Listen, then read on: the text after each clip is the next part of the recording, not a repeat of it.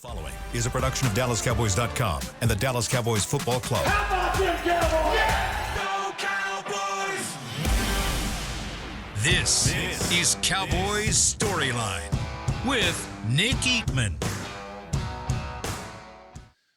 What's up, everyone? Welcome to Cowboys StoryLine. I'm your host, Nick Eatman, and it is time to talk some Cowboys footballs. We always do. It's that point in the week where we definitely want to look ahead. I don't know if you get to that point in the week after a loss like the Cowboys just had against the Saints. I think that process starts immediately. But it is that point in the week where you still look back a little if you want to, and certainly looking forward, all eyes ahead to a desperate Baltimore Ravens team that's 0-2 coming in here with the reigning MVP Lamar Jackson. And I just hope the Cowboys match that level of desperation, because it seems pretty desperate when you get beat at home by 25 points to a team that you thought you were better than, but you weren't for sure in that game, and they were out physicaled, and if they thought that the Saints brought it from a physicality standpoint, Baltimore is going to do the same, and you know, they have tape. Everyone watches film. They know, they can run the ball. Well, we can run the ball. We got the biggest running back in the world in the history of running backs in Derrick Henry, and we got probably the best running quarterback in the history of football. You can argue that if you want, but Lamar Jackson is pretty dang good at running the ball, so they're going to be able to do that. So anyways, we'll talk about all that. We can talk about the game last week if you want, the Saints game and the Monday night game. That was pretty interesting with Atlanta coming back to beat the Eagles. I got some opinions about that, but we can talk about all of that. We got a different two audiences here. We got DallasCowboys.com. You guys, the faithful listeners on Cowboys Storyline's been with us here for the last year and a half. We also got some from Bally Sports. We welcome them in as well. And as we do it, this is a show for the fans. You guys get a chance to sound off, and I'm sure after last week's game, there's plenty to sound off about. All right, let's get to the calls. We know the phone line. The phone line is 888-855-2297. Michael in Colton, California. Michael, you're up. What's going on? Shout out to the whole Cowboys Nation. I know this week what didn't go, how we wanted it to go, but it's all good. I'm going to go ahead and just encourage my fellow Cowboy fans and say RELAX. Look, relax. Things didn't go the way we wanted. Yes, sir. Things didn't go the way we wanted them to go. But we got to take into – and you know what? I think at times I've kind of came off maybe as a negative Ned, but I'm going to go ahead and say that, we got a lot of youngsters that are up and coming. We got to let them adjust. Not only that, but this Mike Zimmer defense, it's still a work in progress, so I wouldn't count us out yet, And then also, I've heard, and Nick, I've come on. I've expressed to you sometimes I wasn't happy with Dak Prescott. But I just want to say that, man, all this negativity I hear about him, I think it's a bunch of hogwash, man. Dak Prescott is not the reason to blame for that game.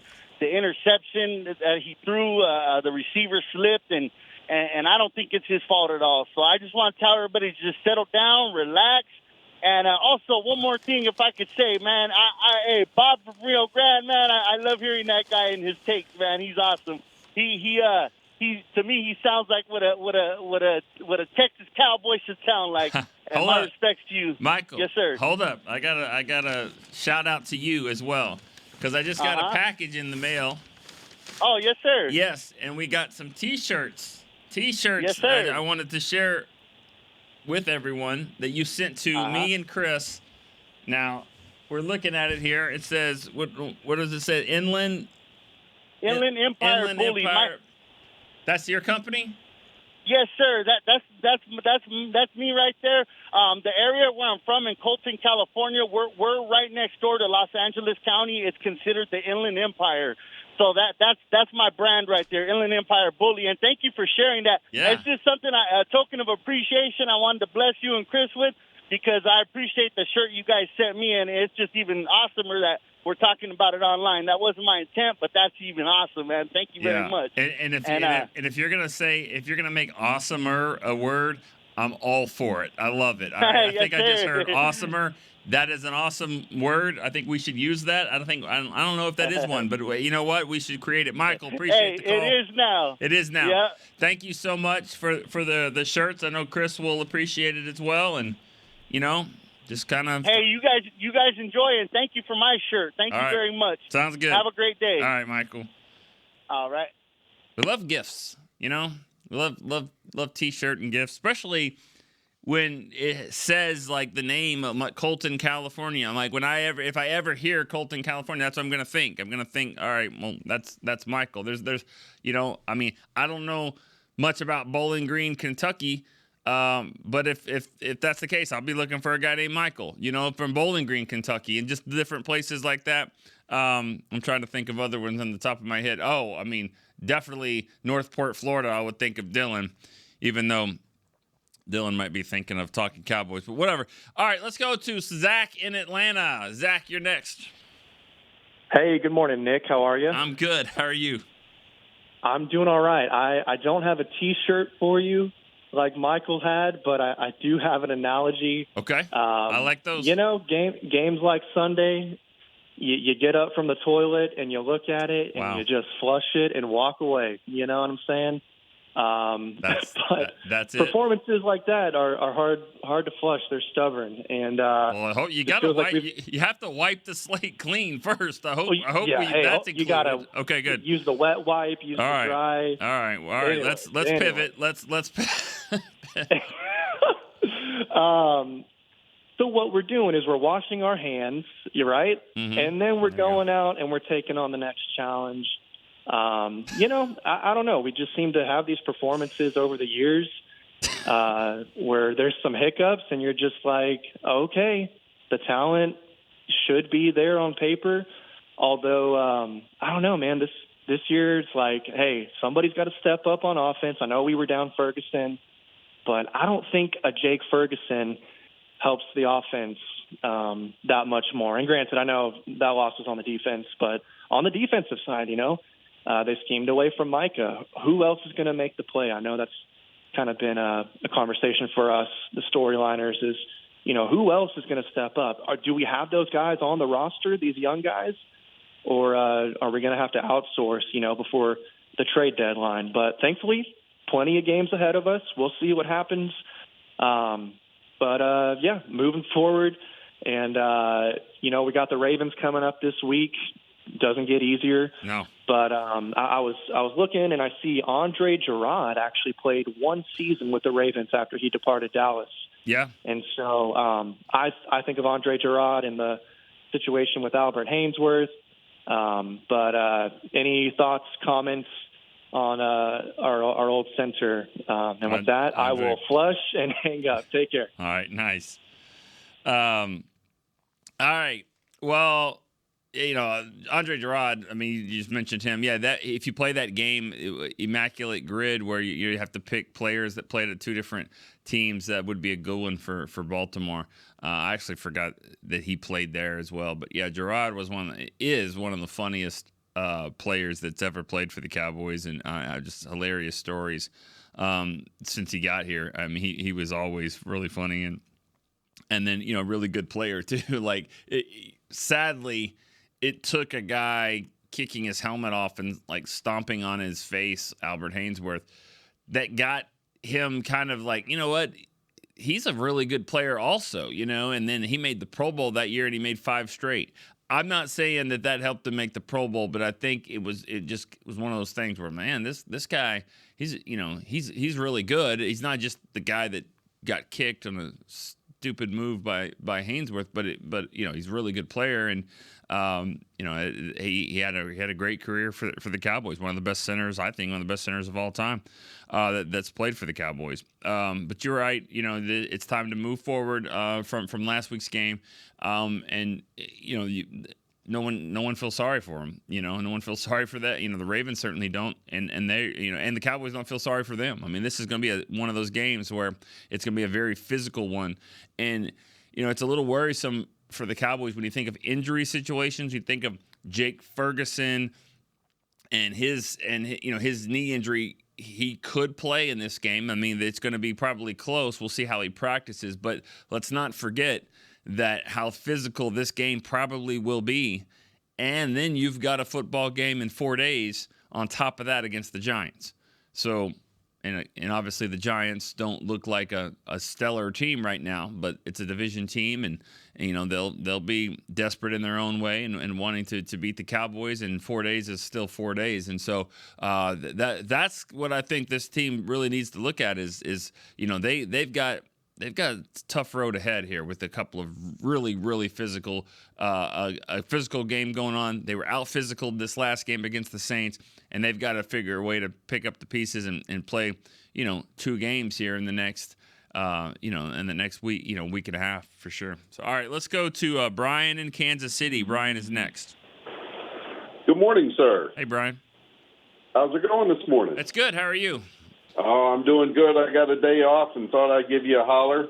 Good. So, wish I could have called in last week. That would have been an easier time to call in, but, it is what it is. Yeah. In the famous words of Chumbawamba, we get knocked down and we get up again. Yeah, true. So, well, one of the things that we see if you're a longtime football fan that we see sometimes is organizations, and maybe you can just give your opinion on how you've seen this over so many years now. Organizations sometimes, like there's a glaring need, and it just sits there.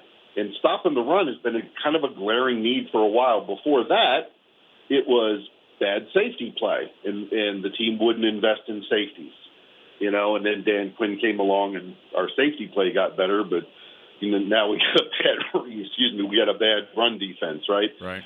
And just wonder why, to everybody on the outside, everybody knows, okay, getting these guys off the scrap heap that aren't good enough to play on anybody else's team doesn't seem to be it. If you go back to Poe or, and it's not like they're not trying. They invested a first-round draft pick that just hasn't panned out so far.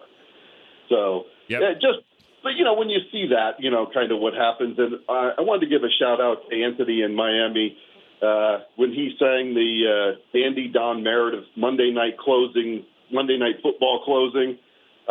I just loved it. I remember that Terry Bradshaw sang that when Meredith passed away, and it was just a shout back to my childhood. And I'll hang up and listen, man. All right. Thank you, Brian.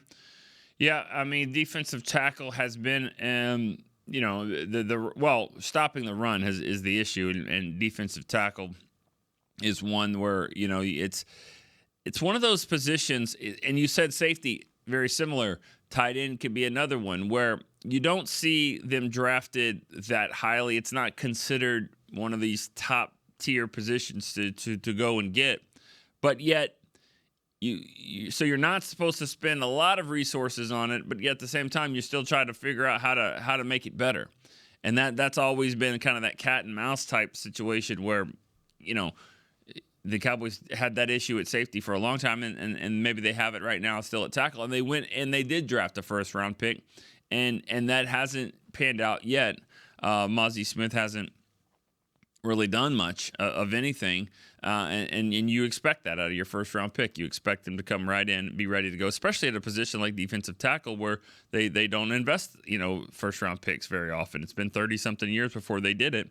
That guy that they picked was number 1 overall, and Russell Maryland, I don't know if he ever met the expectations of a number 1 pick. I don't think he did, but he did make the Pro Bowl, and he was a good, solid player for good teams. But my point is that they still need to figure out how to get the right pieces in there. And, I don't think they were banking on Linval Joseph and, Jordan Phillips to save the day. They, plug the holes and let's see how they do that still. I mean, it has been one game where they really just got out physical and mostly on the edge. That's what I think they've got to figure out the most is how to stop the run from the edges because teams are going to continue to do that, but they have to be able to do that with a capable back. You can't just say go get to the outside. Not everybody can do what Kamara does, and he's a special back because he can play inside and outside, and he can take a pass over the middle and go 50 yards to the house. Not everyone has that running back. The Cowboys certainly do not, and so you can't just you can't just play the same way. The teams in the NBA never just saw somebody go up against the Bulls and go, you know what? Let's just do that. Let's just do what Jordan's doing and let's win, because that's what works for them. Doesn't work like that, obviously. And I think that but the Saints were very unique in the way that they attacked them, and they looked like a good football team. But there's a lot of 2-0 teams that I saw a list of 2-0 teams that don't necessarily scare you. There's some 0-2 teams that do as well. So again, my point is very early in the schedule, and yes, Baltimore is one of those teams, those 0-2 teams that would be scary. All right, let's go to Steve in New York. Steve, how are you doing? Hey, Nick. Great show as always. Thanks, man. I'm going to hit you with a trivia before I go. Whoever the last caller was, that's pretty much what I was going to mention, was the defensive interior. Uh-huh. You can't expect, 2 games in that, I don't want to call them cast-offs, but, 2 guys who've been around and, them coming in here, and the second-round guy, Amazi Smith, who we really, at this point, still don't know what he's going to be, to plug them in and expect, results. Listen, I did not want to see what I saw last week, but, nonetheless, it was eerily similar to the Packers game. I know that's probably been said 100 times, but, the positive here is it's week 2. They have a lot of time to fix this. Can it be fixed?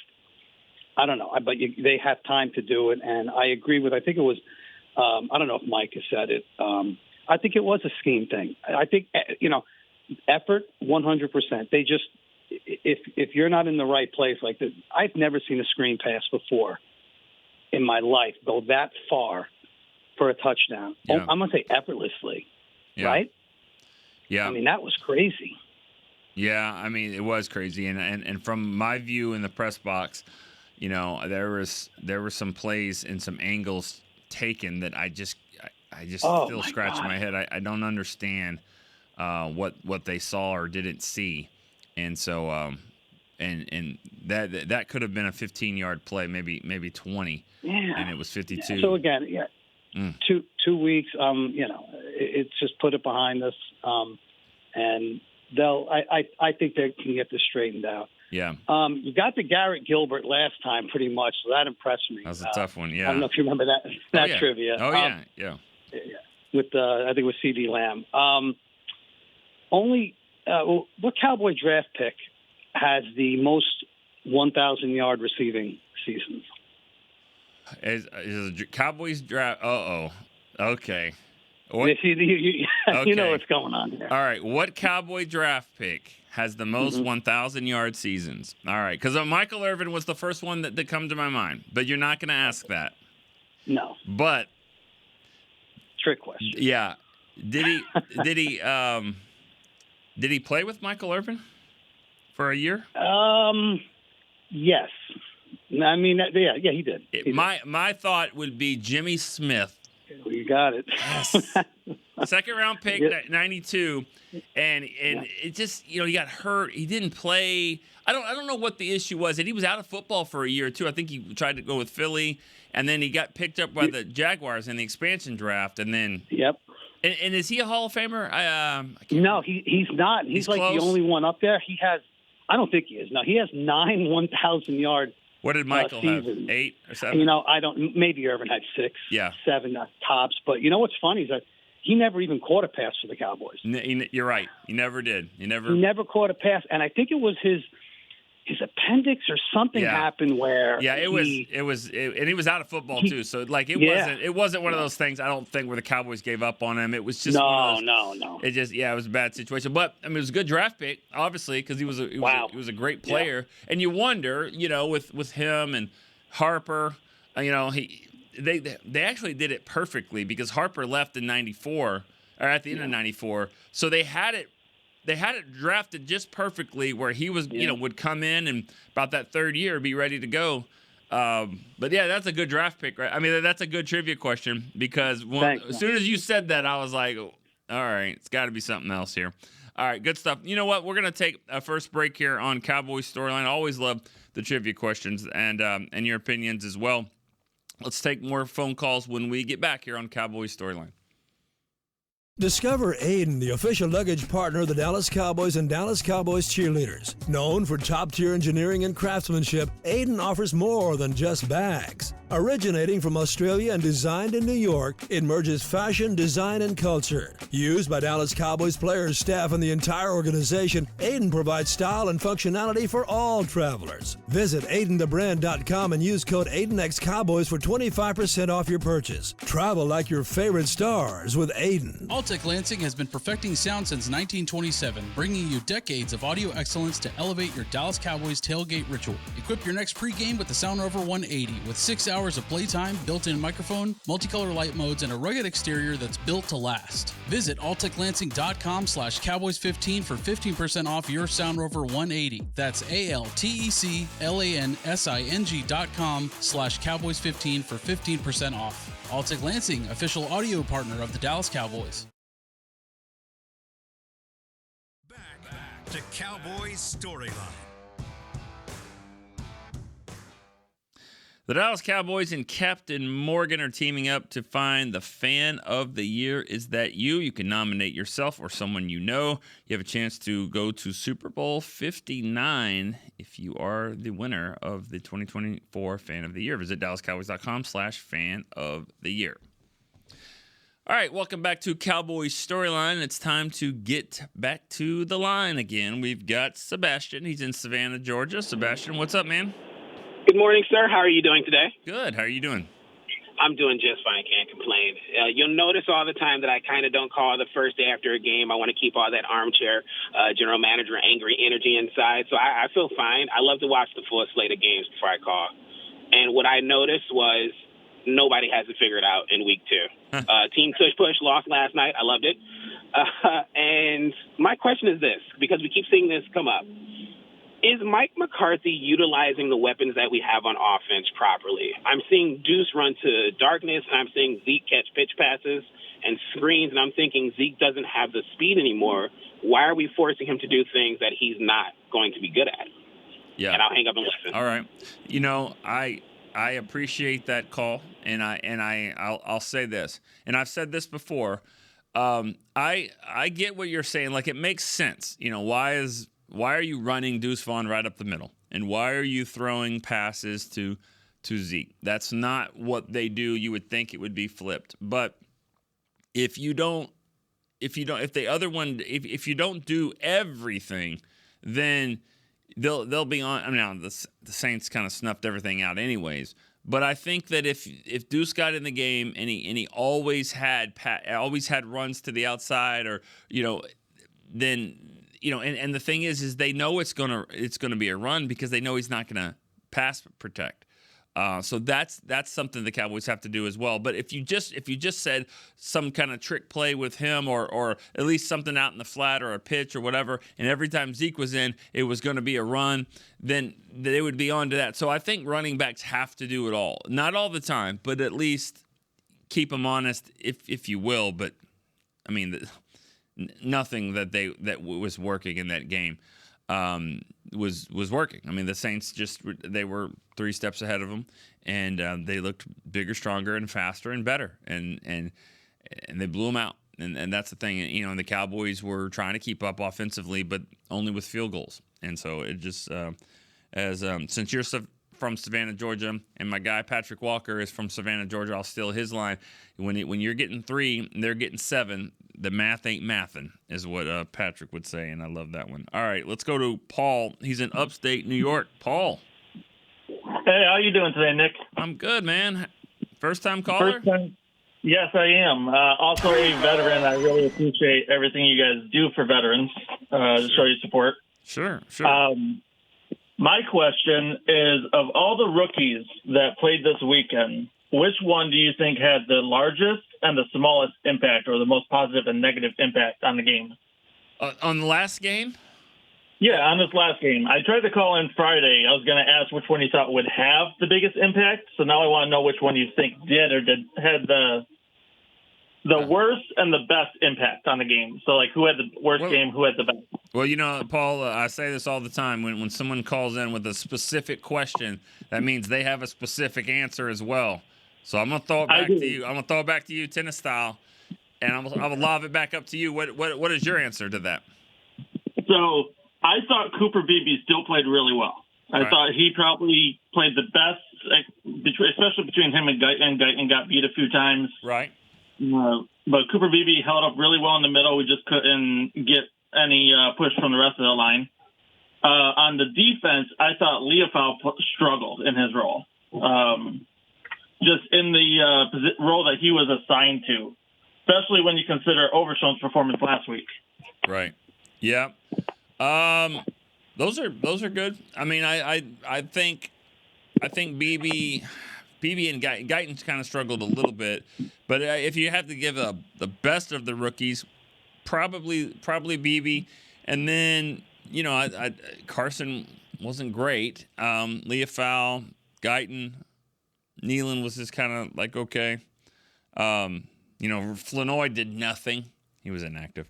It's not fair. But he may not be inactive next week. I think that's something to keep an eye on. It's not illegal to fall down in the middle of a route. So, Jalen Brooks, it happened. But I also think that Flanoy might give you a little bit more anyways. If he can show that he can pick up the slack on special teams, maybe he's a guy that would come in here and be active for a game. But to answer your question, I think you have it right with BB. I would say Carson and Leofau and Guyton all had their moments of struggle in the game as well. So all right, let's go to Chuck D in Bridge City, Texas. Hey Nick. Hey Chuck. Hey, this situation with the running backs reminds me of the year we let DeMarco Murray go, and we thought Joseph Randle would be the answer. Well, and I hope so. I hope that's the answer. I really hope that is what happens because if you remember, the guy that came in rushed for 1,100 yards. So if there's a 1,100-yard rusher somewhere, waiting in the wings, and maybe it's a Dalvin Cook, I'm all for that. Now I'm not all for the four different quarterbacks that played that year. I'd like to just keep it at one. But just for your point, I think you're right. They thought one way. This reminds me a little bit more of the 2018 season where they thought they could go receiver by committee, and that didn't work. They ended up trading for Amari Cooper. I'm not saying that will happen, but so far. Yeah, that's what I was going to bring up. Yeah. Could you see them for McCarthy's, giving him a good chance, them spending the first, second, and get one of these running backs that for a team, let's just say the Panthers, not going to do good, and they decide they're going to let go of somebody. Could you see us doing something like that?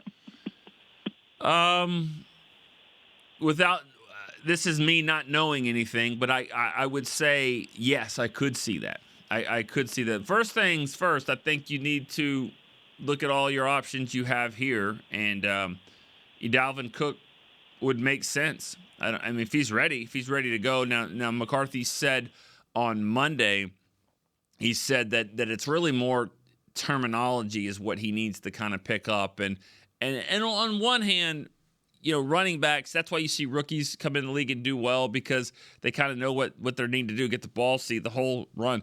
But if you don't know the blitz pickup and things like that, your quarterback could also be getting up, looking out his ear hole. That kind of stuff, and you don't want that. And I've seen a running back here that missed his assignment and ended the Cowboys season back in 2010 when Romo got hurt. So it can happen, and it's a big part of it. And that's why Zeke has some more value than people think. But I could see them, trying to find some answers all year long at running back.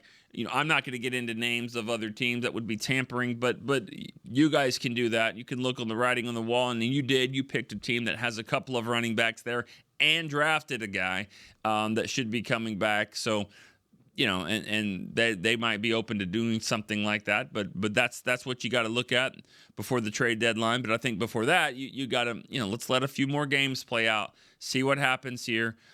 See if you can get into some games where the Cowboys can have the lead and run the ball a little bit better than they did in Cleveland and a lot better than they did against the Saints, and we'll see what kind of problem we really have. But last week I was like, I'm not sure. This week you guys are onto something because we haven't seen anything in 2 games. They rank 25th in the league right now, averaging 85 yards a game. That's obviously not going to get it cut. That's not going to cut it. Let's go to Josh in Chicago. Hey, Nick, how's it going? Good. How are you? Not bad. Hey, so I'm having a little trouble with the feed today. That might be on my end, but so if I'm repetitive, I'm sorry. But talking running back trade stuff, I know you can't comment. I know Carolina's got a guy who's sitting out there waiting to come back from injury that we tried to get in the draft but couldn't get to. So he might be an option in my eyes.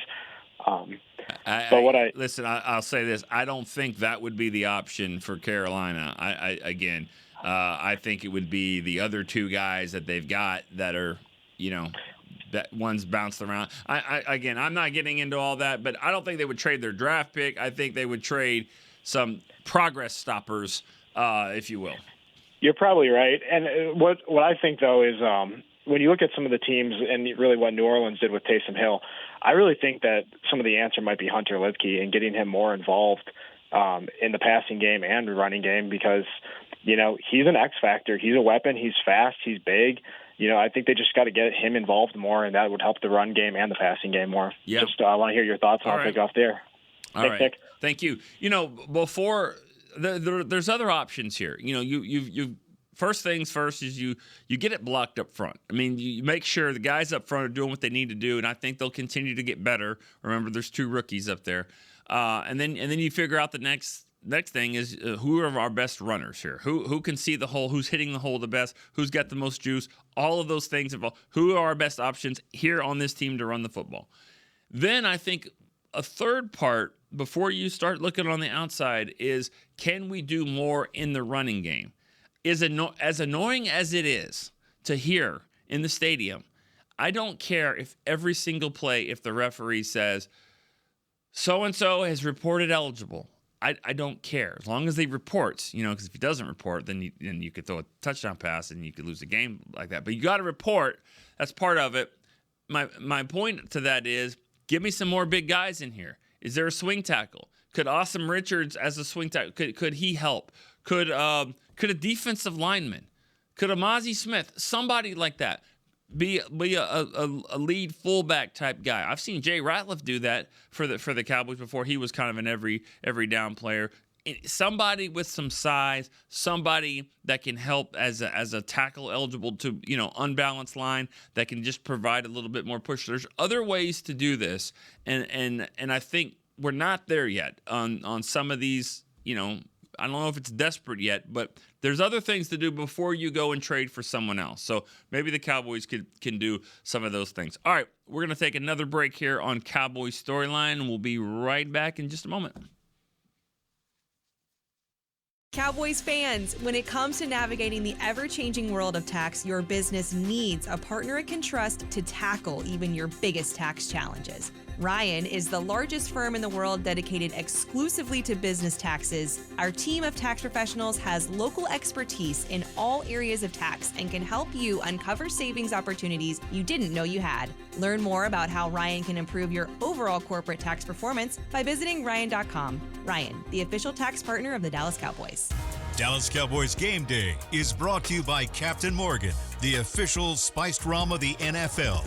The NFL season is full of legendary tales on and off the field. And when you follow the captain within you, stories become stuff of legends. So gather your crew and visit followthecaptain.com to begin your adventure. Please drink responsibly. Captain Morgan Original Spiced Rum, 35% alcohol by volume. Captain Morgan Rum Company, New York, New York. Back to Cowboys Storyline.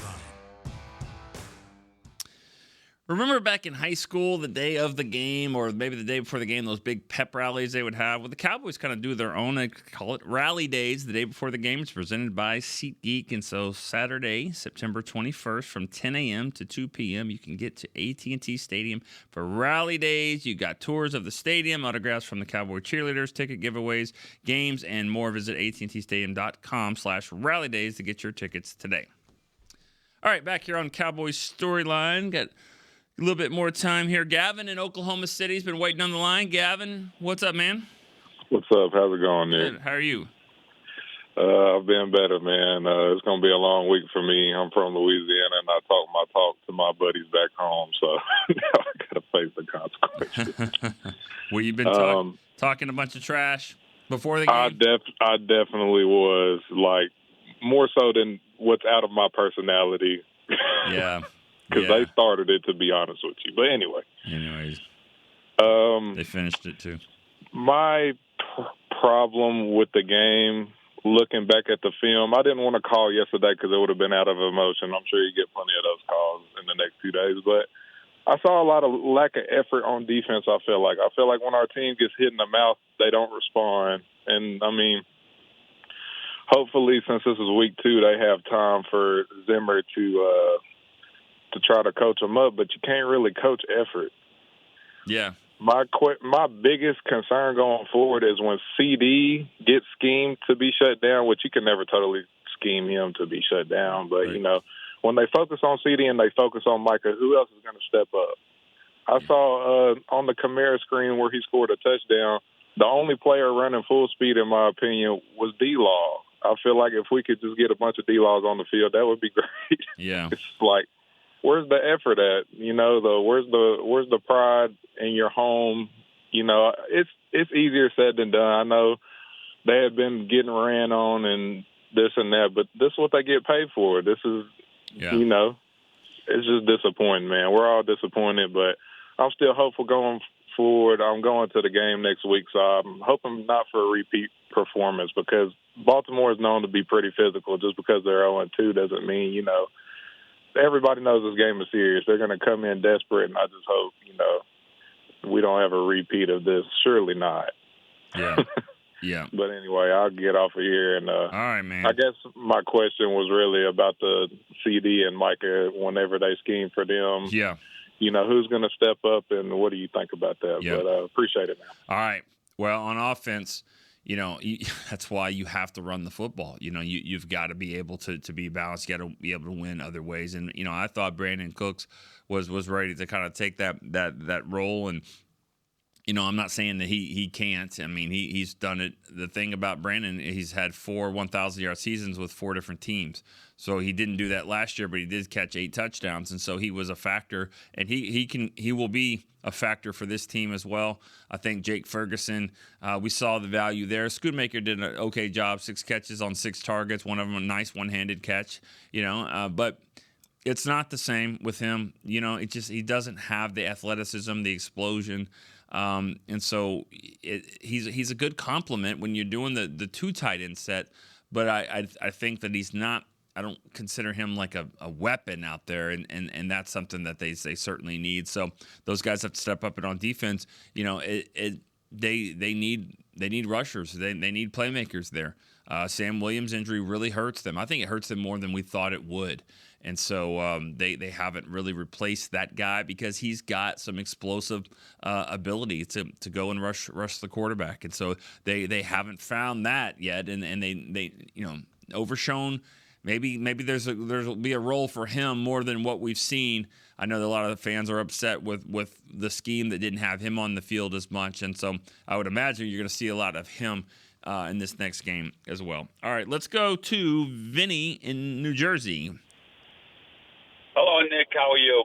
Good, man. Are you first-time caller? Yeah, first-time caller. Hey, look, I've been following them since 1965, and it's a pleasure talking to you because I've seen you on your shows and I hear you on WFA, and I really respect the comments and the insight that you have. Thank you. Does Jerry Jones listen to this? I hope not. No, I was kidding. I don't know. Okay. No, I would doubt it. I would doubt it. The question I have, I have a lot of. I was lucky enough. I've seen 7 Super Bowls and 5 wins or whatever. Okay. Yeah. So I've been lucky enough. But for the last 30 years, I'm getting really pissed off now because I saw how things were run. Now I get it. The football has evolved over the years. But why is it we're always behind the 8 ball? I mean, I understand, and I know I get it. 30 years, he would have been fired 10 times with another team. But why? I mean, you have a running back by committee. Now, everybody keeps talking about the defense. But if you're running the ball, the other team stays off the field, number one. Number two, running the ball by committee, it's not going to help you. I mean, we saw how it went when we had receivers by a committee. Don't they learn from that? I mean, remember when we got Amari Cooper? Yeah. Dave was so hell-bent on, and I know it was a different coach, but the general manager had to sign off on it to a degree. You saw how that worked, and it really hurt you then because then they got rid of Amari Cooper. But for the first 6 or 7 games, you had no offensive output then. And it's the same thing that's going to happen here. I know you had Ferguson out. But, Jesus, if you don't run the ball, you got Zeke, who I, admire and everything, but he's past his prime. You got Dalvin Cook, who to be honest with you, I don't think Jones knows how well Cook would play. And I think Jones is the one that probably pushed to get Dalvin Cook. But you have to go get somebody. Now, you got Kareem Hunt that's got more tread on the tires than Cook or Elliott. You got to go by 1 or 2 backs, period. You go by a running backs by committee, you don't hold on to the ball. You don't hold on to the ball, and the defense gets beat like a drum because they're playing Shanahan's offense, and that's another issue. You would think after the last 3-4 years, they came up with a plan with that, since that was their main competitor to get to the Super Bowl, and they still haven't done it. Yeah. All right. Well, thanks for the call, Vinny. I'll say this about running back by committee, receiver by committee, quarterback by committee. That's a nice term and the reality of it is there's not somebody that we absolutely trust to be the lead guy. That's what it is. That's what the team, that's how it kind of evolves. It's not that they wake up in the middle of the spring and say, you know what, forget having like a really stud workhorse back. Let's get a bunch of other backs and let's just do a committee. You've all heard the term, we have 2 quarterbacks, we have 3 quarterbacks. If you have 2 quarterbacks, you have 0. Okay. Now, running back, it's a little different because you do have you want more runners in there, but everybody wants that stud running back. Everybody wants to have a difference maker, and you don't have it. Then the nice way to say it is we have a committee, because what you don't realize is there's 5 or 6, 7 scouts that are involved in the process here and then there's coaches and offensive coordinator and the head coach and then the GM and all that. And they probably have a different opinion. If you went to, let's say 10, 11 people in that group and say, what running back gives us the best chance? You're probably going to get 3, maybe 4 answers, different answers. That's where the committee is. That's why they're not really set on who's going to be the best option here. It's not like they went into this going, this is what we want to do. Now, could they have gone and paid more money than Philly did for Barkley or for Baltimore did for Henry? Yes, they could have done that. They could have done that, and it would have been tough with their cap situation or whatever. But you could have gone into this. You could have drafted higher. You could have drafted a running back at all. And drafted high. So you could have done different options here. But I just don't think I think teams get backed into the committee more than they say that's what we want to do. All right, let's go. One more here. Let's go Michael in Bowling Green, Kentucky. I'm still optimistic. I believe we got 4 more losses in us, and that's it. So 5 losses. Believe we're not, we're good. Hey, the Eagles and the 49ers, they both lost too. So it's still all good. I mean, there's a long way to go. That's all I got. All right, Michael, appreciate that. You're right about the long way to go. I mean, I think we've learned our lesson, or we should have learned the lesson on saying, well, we've got 5 losses left. I mean, did anyone have the Saints as a loss? And if they did they have it a minus 25? I mean, it's just early to know who's good. I mean, who's a really good team and who isn't. I mean, the Giants look like they're going to struggle, and Washington is Washington. I don't know if they've turned the corner yet. They're playing a rookie quarterback. You don't play them till later in the year, so a rookie quarterback might be a lot better by then. But it's hard to know who is what. I mean, look at San Francisco. You got them in a few weeks. Debo's hurt. McCaffrey's hurt. You just know they're both coming back before the Cowboys game. I mean, they just will. I mean, that's a given. You know that. But they're banged up right now. The Eagles, they decided not to try to win the game the other day, and just got cute, which offensive coordinator that we've seen before do that. And I don't know whose call that was at the end of the game to throw the ball when it's 3rd and 3 and throw it in the flat to Barkley. And they had success on that and they scored. But we've seen it twice with the Cowboys last season. 2 games, Seattle and Detroit. Very similar situations where a first down will win the game, and a touchdown or whatever wins it, and the game's over. Or you can try to run it when there's no timeouts for the other team, and you can basically just wipe the clock, cut it in half, take 40 seconds off the clock, and put them in a really bad situation. We saw McCarthy twice throw the ball and throw incomplete and really almost lost the game because of it. And last night, Monday night, the Philly did the same thing.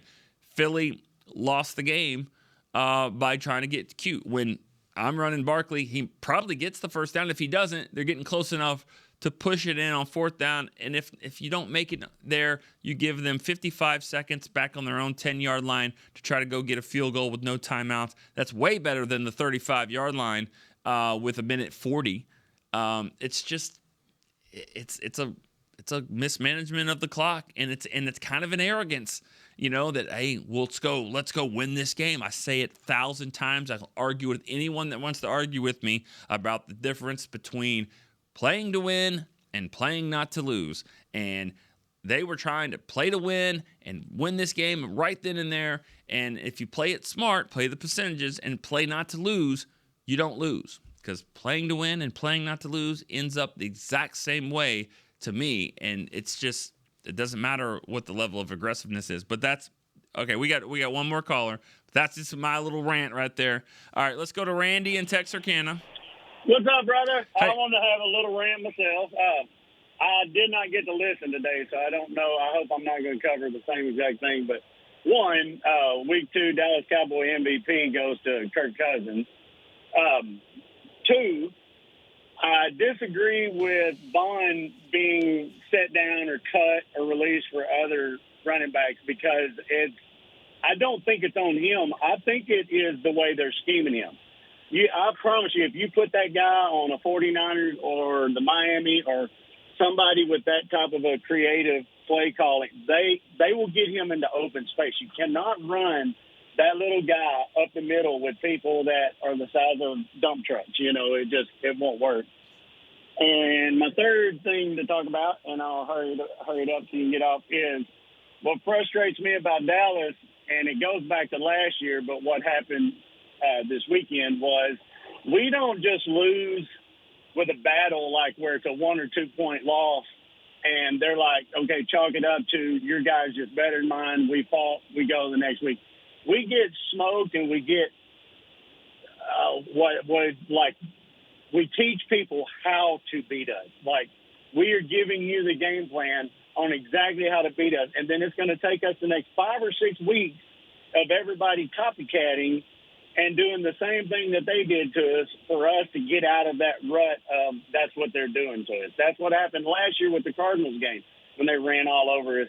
And then, it took us, of course, we got back on a winning streak, but we give them the blueprint on how to beat us. It's not just a hard-fought loss. It's a blueprint on this is what we're terrible at. Now get after it. And that's where I'm at with it. Yeah, and I hear your point, Randy, and thanks for the call. Like I said before, though, I mean, what if the blueprint the blueprint to beat Baltimore. I mean, did Kansas City give you that? I mean, like, hey, let Mahomes go and beat you that way or run the ball. I mean, what if the Cowboys are playing someone and the blueprint is run the ball, just run the ball all the time, just run it at them all the time? Well, the Cowboys are like, well, that's not what we do the best. That's not what we're great at. That's not what's going to help us. So you can say that we're telling teams how to do that. And last year, okay, Arizona did it. And yeah, congratulations. Arizona got, the 222 yards. That's the blueprint. Do that. That's the blueprint.